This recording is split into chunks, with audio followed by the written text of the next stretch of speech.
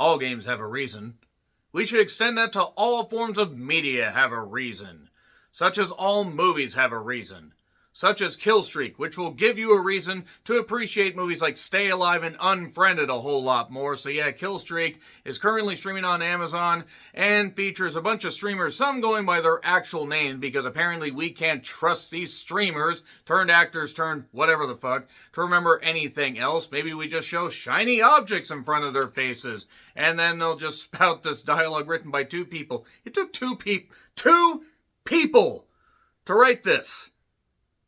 I'm all for people getting work, but you have got to be fucking kidding me. This was just barely over 70 minutes and features a game called Sweet Home where you must find a key, you must complete the levels, and if you die in the game, you die for real. Yeah, pretty much every trope right there. Also, the gamers are fighting constantly. It's all on the computer screens.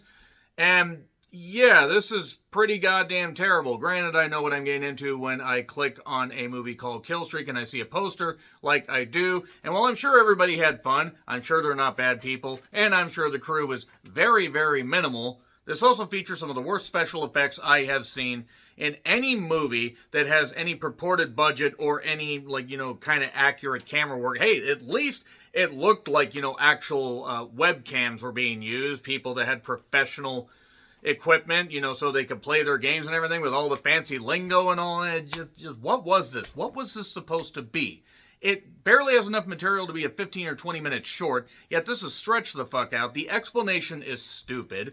Nobody is worth rooting for in this, and it's actually kind of mind-blowing that this movie feels twice as long as it actually is, which weirdly is impressive given the fact that, again, it's just barely over 70 minutes. I was astonished by how bad this was. Now, is it one of the worst things of the year? I don't know, because I got a lot of movies to go through before I finalize my goddamn list, but this is definitely one of the laziest horror movies that I have seen. Credit to everybody if they can go on to have bigger and better film careers, but good God, the line reading, the acting, the special effects, everything about this movie was bare bones and abysmal. It's on Amazon. 3, 2, 1, and spoilers. So, yeah, you have Riley, not Ace of Spies, played by Elena again. Okay, there you go. At least she's going by a different name. Then you have Kendall, who plays Kendall. You have Montana Tucker, who plays the character of Montana. And you have Austin, who plays the character of Austin. And then you have a character friend, Cisco. You even have Justin Wong, yes, the famous streamer. You may know that if you are into the streaming community. And look, I don't knock anybody if they have streaming, game streaming channels or a channel or just do this kind of stuff to earn money. If you can earn that and you can do what you love, that's great. Turning it into a fucking movie, though, is pretty goddamn ridiculous because there is no material to this. Gravitas Features does it again. Now, they have actually produced some stuff that I thought was alright. They've also produced some stuff that was absolutely dog shit. But then again, that's going to happen with any independent studio. And yeah, we just see somebody getting killed. Somebody named Evan. He's dead. And there's claw marks on his gamer chair. And basically, once they introduce these characters within the first 2 minutes, I'm like, well, I say let the killings begin. Not for the actual people, just for the characters. Because good God, unless it's true to life and then these people are super fucking unlikable. Alright, so Sweet Home of Horror. It's a game that basically looks like a really bad PS1 bootleg or a really bad 3DO game. Or like the Jaguar. Where did you learn to fly? There's some things called, there's some headphones that they advertise. And then there's other ads that are sprinkled in. And I guess this is supposed to be funny, but it's not. And yeah, Stay Alive did it better. And Stay Alive was 1000% pure dog shit. They got a theatrical release, by the way. This shouldn't have even been released except into a goddamn black hole where it could never be consumed by anybody. Someone got their likenesses and modded them so their avatars are there still. I think I might take the graphics in this over... I kid, of course. Avatar had really fancy graphics. The story actually is about the same, i.e. dog shit. So there are 3 rules from the Whistler. No cheating, no stopping until the game is finished, and the last player left standing wins. So viewership is way up, over 200,000, so do everything for those clicks, kiddos. And you find the key before you're the last. There's an orange kitty that Riley has that survives. The cat's fine. And this is like if the PT demo was made by a sea cucumber and extended to a full game. So, we basically just get... Justin Wong ends up getting killed within the first like 20 or so minutes, like the only famous, mostly famous streamer here. Hilariously, where it looks like the busted out eye, and face makeup that he has is actually hanging off of his face. Good job there. Good job there, people. Really knew how to, make the most of that filmmaking technique. So, and then Montana wants to force quit the game, but then she gets choked out. There's a weird apparition that's like all staticky and clear and everything, and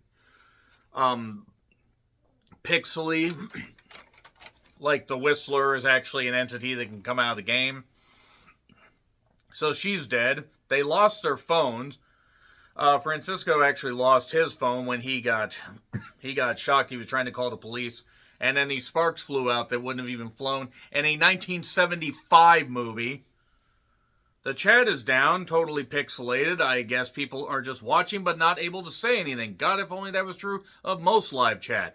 Check out the YouTube live chat of any particular wrestling event, movie review, whatever, and you may feel some cold steel because you're going to be holding something to your goddamn head reading all this bullshit. So, the vomit effect for Kendall, that was fun. That was real fun. I thought the fire effect in Merlin's Shop of Mystical Wonders was bad, and if you know, you know. So,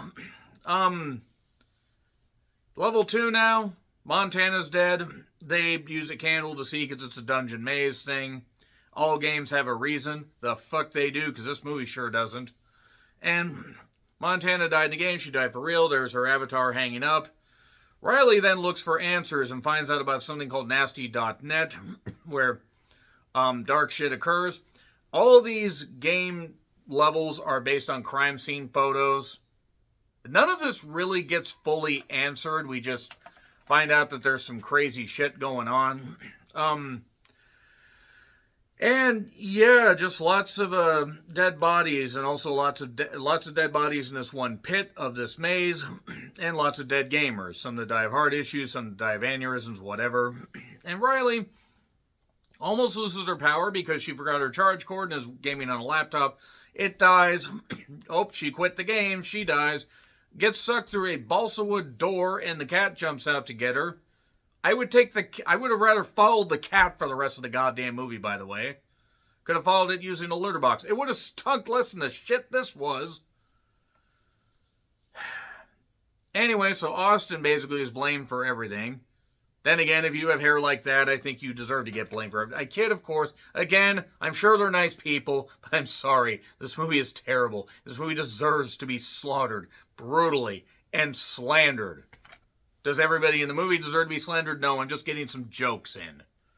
And after Montana had died, basically, the chance was given for them to quit, and Austin said, nah, let's keep going. So basically now everybody's blaming him. San Francisco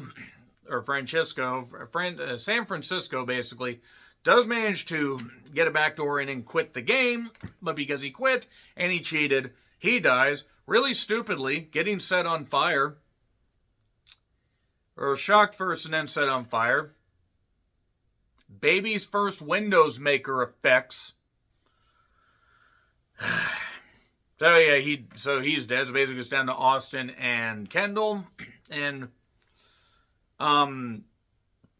Austin does some more research and finds out about a character named Irwin that was a boy that died that drew the Whistler. He was a boy that died, I believe, of some cancer, whatever. Fuck cancer, I do want to say that. No child deserves to go through that. And essentially this was developed by somebody because I assume they were upset because their child died. Or they put their child's spirit into the game, or their child was truly evil. Who knows? Who cares? So, it's down to Kendall and Austin, and they are hunting the Whistler in the goddamn hospital. Except they're not. They have to kill each other. He has a bat. She has a knife. Oh, yes, and earlier there was a shotgun confetti thing that was used a little bit earlier on a zombie that had no effect. But Kendall decides, I'm going to kill him. Beats him with a bat, so his eye's all swollen. Gets a knife, tries to do that. He's hiding in a locker and has the confetti shotgun. Oh, what are you going to do? Confetti me to death? But he shoots her avatar, and it shoots her in the real world and kills her. And confetti explodes. Further proof this movie probably should have taken itself far less seriously, and I would have enjoyed this more.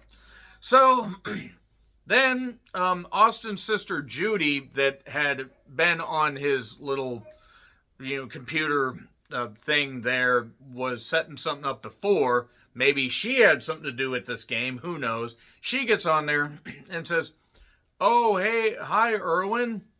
And then the Whistler shows up, and then we go to scene. That was Killstreak. Jesus goddamn Christ. Abysmal. 1,000% abysmal. Good God. I understand making movies and having to start somewhere before you go into a filmmaking career. But why were two... again, people getting work is good. Why were two writers needed for this?